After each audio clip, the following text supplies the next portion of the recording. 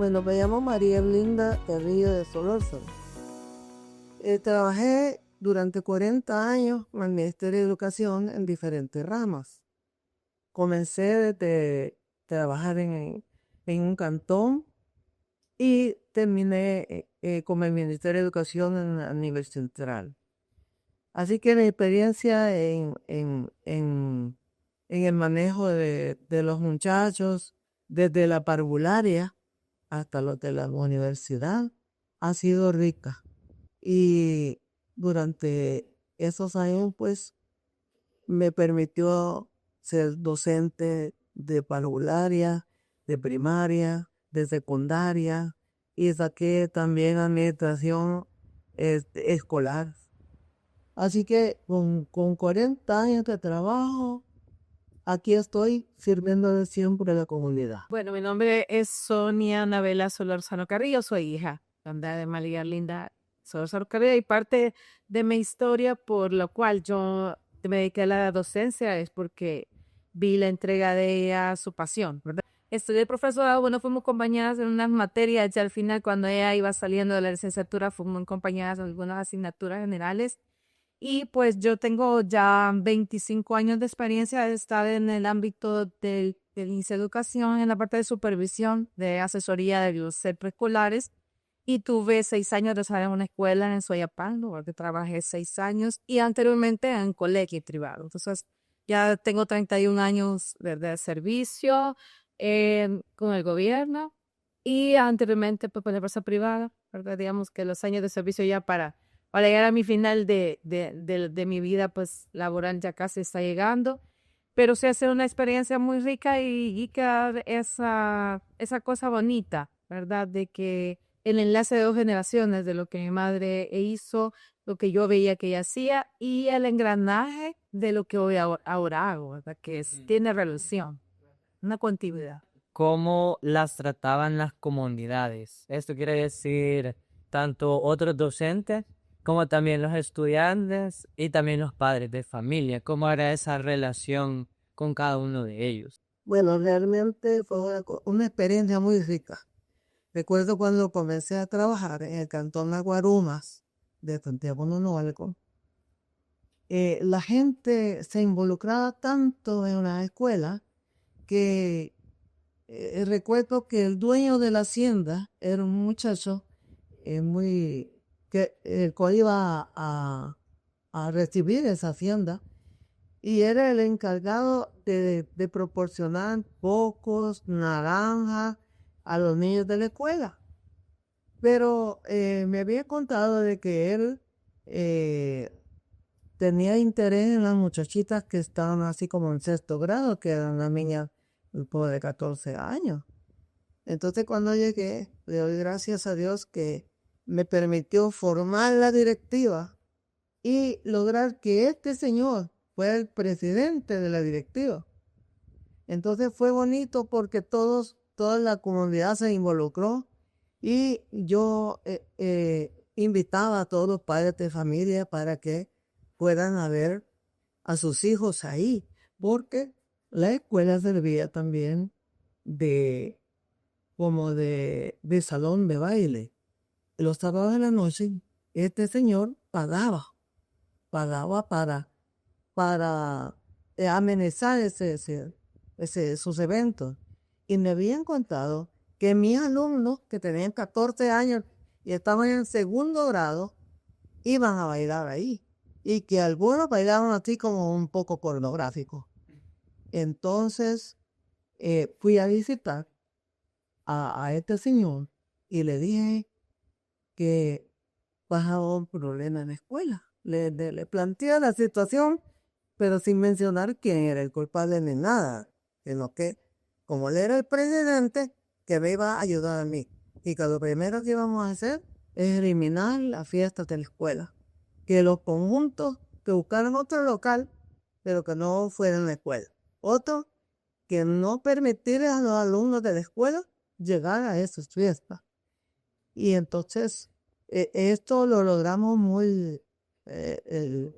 con mucha tranquilidad porque él estaba involucrado en la directiva. Y yo le dije a él, mire, pasa esto. hagamos una cosa. Usted denos una naranja, denos poco y nosotros vamos a hacer el fresco para todos los niños. Y así fue. Y así fue, se fue educando, se fue acostumbrando, de tal manera que me ofreció un carro para irme a dejar de Pillo, porque yo a pie caminaba. Así que la experiencia con la comunidad, cuando un maestro logra la empatía con los padres de familia, hay colaboración, hay colaboración. Yo me acuerdo cuando me retiré de ese lugar, me estaba diciendo todo lo que me pasó, porque hasta un cerdito me regalaron. Y así que me vine con un montón de regalos, y así que fue bonita mi experiencia en el lugar, en el local. Pero claro, yo tenía otro plan conmigo y gané para, para participar de unos maestros que iban a mandar los departamentos. Los departamentos iban a mandar unos maestros para que se examinaran en televisión educativa para ver si clasificábamos. Y yo clasifiqué y allí trabajé televisión educativa durante muchos años, ¿verdad? ¿Y en qué canal transmitían los programas? En el canal 8 y en el canal 10. Pero en ese tiempo, como estaba la transición de que, de que el Ministerio de Educación, de que se pasaba con cultura y se dirigió el canal. Y dejaron el 10 para el arzobispado y el 8 para televisión educativa exclusivamente. Y en su caso, ¿cuál fue la experiencia con cada una de las comunidades? Bueno, yo creo que no puede ser que el 100%, ¿verdad? Las comunidades no apoyen. Sí hay un porcentaje de comunidades y en el país, pues, cada comunidad tiene su característica. Hay comunidades que valoran todavía docentes, que los ven con respeto, pero no es solo la comunidad, sino que también es como el docente se ahora, pues, cómo se refleja, cómo lo ven las comunidades, cómo se viste, cómo se dirige, cuál es el respeto que el docente también se da entre ellos mismos y también cuál es el respeto que tiene a los padres de familia y los estudiantes. O sea, es recíproco. Creo que pues en la época que mami fue maestra, ellos eran muy respetuosos, normalistas, formados en una normal, muy íntegros, integrales, ¿verdad? En todas sus áreas y quizás la formación docente de la época en la que yo estoy no ha sido tan meticuloso en esas áreas, no es tan integral. Entonces, tiene que ver muchas cosas, no es solo la parte cultural de las comunidades, sino que también es la parte formativa del docente. Además, creo que hay más problemas de relaciones interpersonales internos, ¿verdad?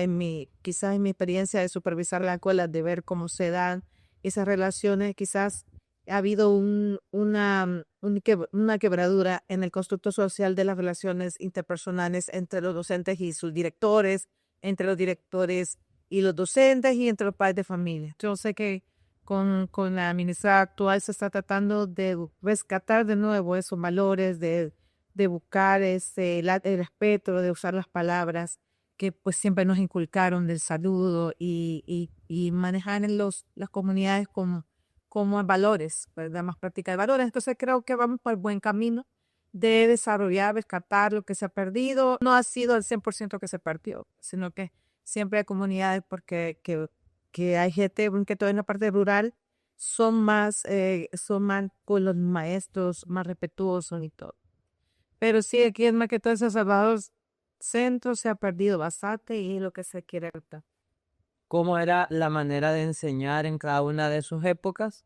Así que empezamos. Bueno, realmente en el tiempo que comencé a trabajar, teníamos pocos recursos. Recuerdo que la pizarra era pequeña y era con yeso trabajado.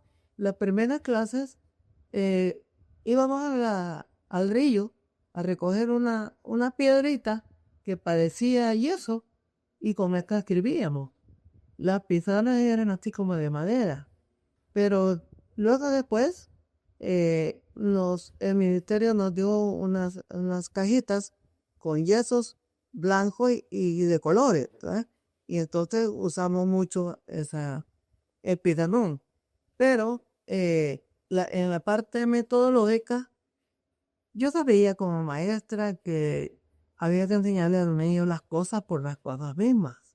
O sea, había que aprovechar la naturaleza para poder enseñar todas las ciencias, ¿verdad? Y nosotros íbamos a los huertas, hacíamos traer los pollitos a la clase y, y eran una enseñanza bastante dinámica. Para los materiales, pues, ellos lo traían. Yo recuerdo una vez que hicimos una colección de materiales. Unos traían semillas, otros traían hojas, otros traían flores, otros traían un montón de cosas que trajeron. Y como las aulas estaban, era mi aula, era una glorieta, que las paredes eran de varitas de bambú, de varitas de bambú. Entonces, cuando si poníamos carteles, el viento lo movía. Pero resulta de que los muchachos se encontraron una técnica. Pues los dividimos en grupos y cada grupo proporcionó, con la ayuda de los padres, un canasto, pero canastos grandes. El canasto le pusieron unos lazos agarrados, digamos, unos 3 lazos. Y eso y lo colgaron. Cada grupo tenía su canasto. Y allí echaron las piedritas, las hojitas, y así cada canasto era un grupo, ¿verdad? Y entonces, de esa manera recogíamos todo el material de la comunidad y íbamos hasta los ríos a traer material y llenábamos esos canastos, no llenos, ¿verdad? Pero sí, todos tenían material. Cuando necesitábamos algo, de ahí lo agarramos. Uno para lenguaje, otro para ciencias, otro para matemáticas, y era una cosa preciosa, ¿verdad? Porque los alumnos podían cortar con piedritas, podían cortar con maíz de color. La metodología era bien dinámica. Pero quiero decir que no todos los maestros tienen eso. O sea que en el grupo de maestros hay muchos maestros que tienen vocación, que trabajan con actividades, con que los niños no están solo copiando del pizarrón o copiando del cuaderno. Me acuerdo que no teníamos libros en ese entonces. Y nosotros veíamos con los diarios que encontrábamos por ahí. Posteriormente el ministerio proveyó de materiales muy bonitos, de libros muy bonitos y los niños muy contentos cuidando sus libros, borrándolos. Y sí, ocupábamos papel para hacer dibujos, ellos dibujaban también, ¿verdad? Dibujaban, pintábamos con flores. Yo me acuerdo que una vez hicimos un taller, hacer una actividad con los niños, y uno llevó café listo, otro llevó flores, hojas medio marchitas, y con eso, frotándolo, sacamos el color, ¿verdad? Yo me acuerdo que el café lo dividían así en recipientes y con un pedacito de trapo, porque no teníamos algodón ni nada, con un poquito de un pañalito y pintaban así, frotaban y así tenían sus dibujos. No era así como la gran pintura, ¿verdad? Pero sí, los niños por lo menos tenían ese principio de poder pintar. Así que yo creo que hace eso es allísimo ya. Entonces que el maestro tiene que ser creativo. El maestro tiene que ver en el entorno qué es lo que hay para poder enseñar sus clases. Tener ese ingenio y esa creatividad para aprovechar los recursos que tiene cerca. Sí. Excelente. Y en su caso, Pues yo creo que coincido con mi mami. Mi mami es una de las maestras excepcionales que yo siempre la he admirado porque cuando da capacitaciones a los maestros, ella se prepara con tanto material. En realidad ha habido mucho movimiento y cambio, pero siempre ha existido metodologías tradicionales y metodologías activas. Como ella lo expresaba, depende del maestro y de su creatividad, porque le pueden dar muchas capacitaciones, pero si no lo ponen en práctica, no es nada. Entonces yo he encontrado igual a los maestros, hay muchos que utilizan la pizarra, no es que sea mala la pizarra, pero no como único o último recurso, sino que como uno de los recursos que hacían. Muchos maestros solo dictaban, muchos maestros, le dice a los alumnos, escríbanos de su libro al cuaderno de trabajo. Pero sí, lo más importante es que los alumnos participen, que el maestro, como decía, promueva el uso. En el caso de ella decía material concreto, pero es semiconcreto, es abstracto, porque a veces uno quisiera llevar la vaca o llevar a los niños donde está la vaca, pero les queda muy lejos, ¿verdad? Porque el contexto donde ella empieza es un contexto rural, donde se facilita algunas cosas de la naturaleza, pero hay muchos docentes que el contexto no les permiten, pero llevar un muñequito que sea una vaca que represente la vaca o un dibujo que represente la vaca no cuesta, ¿verdad? Un recorte, creativamente hacer un collage o que se reúnan los estudiantes. Pero lo más importante es que no usen una sola metodología porque no, los alumnos tampoco aprenden igual, ¿verdad? Unos aprenden escuchando, aprenden viendo, aprenden tocando, aprenden haciendo. Entonces, muchas de las cosas como ella dice, hay maestros que ellos quieren hacer. Es la vocación de buscar la forma en que aprenden sus estudiantes, les ha dado a través de los años y me parece tan interesante escucharla porque creo que de eso nunca habíamos hablado, que yo he visto que ella pues tiene mucha creatividad, el hecho de que la generación de economía tiene una brecha y con la tuya más brecha y realmente siempre ha sido lo mismo, o sea, siempre hay maestros que hacen metodologías tradicionales y siempre hay maestros que hacen metodología activa, entonces realmente no es tanto el hecho que si tengamos o no tengamos, sino que cómo utilizamos los recursos que tenemos. Esa responsabilidad del maestro, ¿no? Correcto. Y la última pregunta sería, ¿qué recursos tenían disponibles?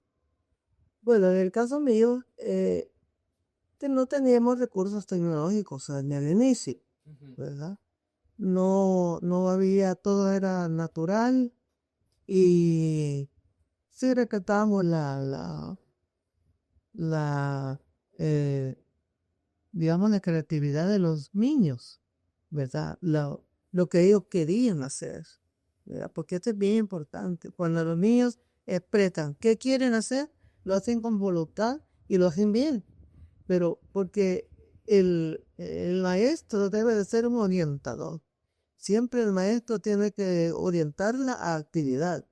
Entonces, pero de tecnología, cuando yo fui al campo, no había tecnología.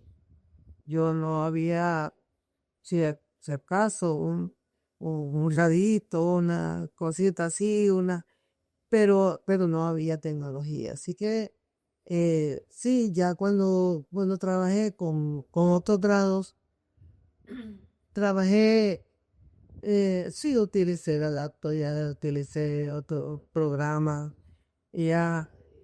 La verdad es que yo me había acostumbrado a trabajar, a aprender haciendo, así les enseñé a mis alumnos. Pero cuando me tocó, ya no podía yo en la universidad con 150 alumnos. Tenía que usar la tecnología para poder llevar ese conocimiento a través de la vista, ¿verdad? Lo que trataba es conseguir una persona que me ayudara para hacer esas diapositivas muy dinámicas, ¿verdad? Y con colores y con no solo letras, porque aburre, ¿verdad? Así que, sí, yo ahora siento que la tecnología ha avanzado, pero los maestros tenemos que tener mucho cuidado con eso, muchísimo cuidado, porque ahora hay muchos niños que dependen del celular. Ahí ellos quieren ver todo, ¿verdad? Y quieren que le destapen los canales, que le desbloqueen esto y aquello, porque ya se aburrieron de ver los muñequitos. Así que los maestros debemos de tener hoy en día mucho cuidado con el uso de la tecnología, porque es una gran bendición la ciencia avanzada, pero nosotros también tenemos que ponernos listos para podernos orientar y ayudar a ellos. Y en su caso, Bueno, cuando yo impartí clases ya existía bastante, no tecnología, pero sí uso de slides, de acetatos, ¿verdad? Y digamos, nosotros no teníamos, digamos, para todos los maestros, sino que hubo uno en la escuela. Pero ahora los docentes en la parte de supervisión, de asesoría en los centros escolares, sí he encontrado ya el uso de la tecnología. Bueno, el Ministerio de Educación a través del gobierno ha dotado a los estudiantes de sus computadoras, de sus tablets, a los docentes también. Y los docentes pues están acostumbrados que siempre hay resistencia a las personas mayores, ¿verdad? Que no están en esa época el poder aprender, que eso aprender. Y ahora con la inteligencia artificial, porque que también eso, a eso va.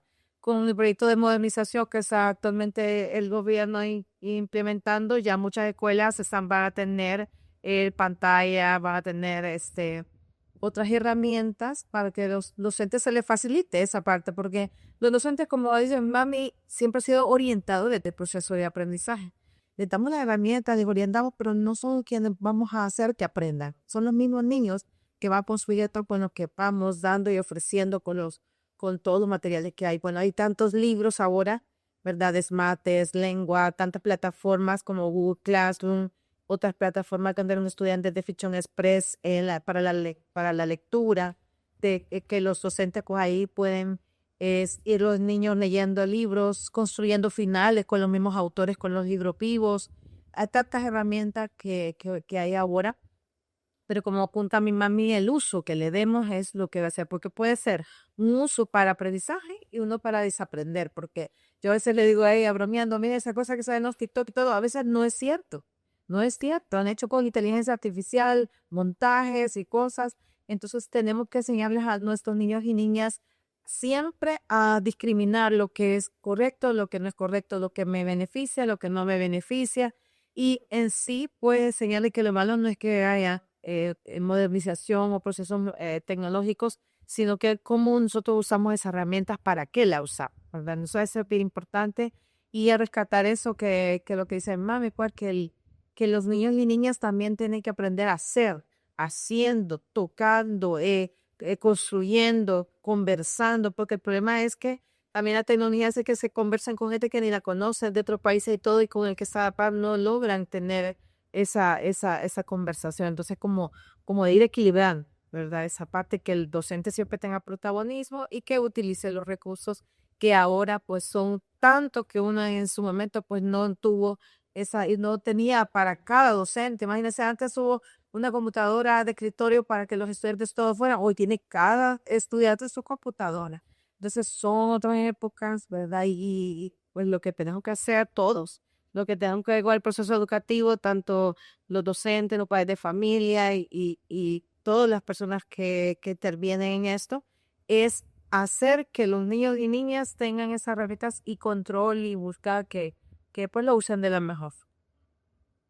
Gracias. Y llegando a algunas conclusiones, ya mencionaron algunos consejos como para los maestros, también para los alumnos, la prudencia como de qué tipo de contenido van a consumir, también por parte de los padres, esa prudencia de cuidar qué van a consumir sus hijos, y también los alumnos saber filtrar de dónde están aprendiendo.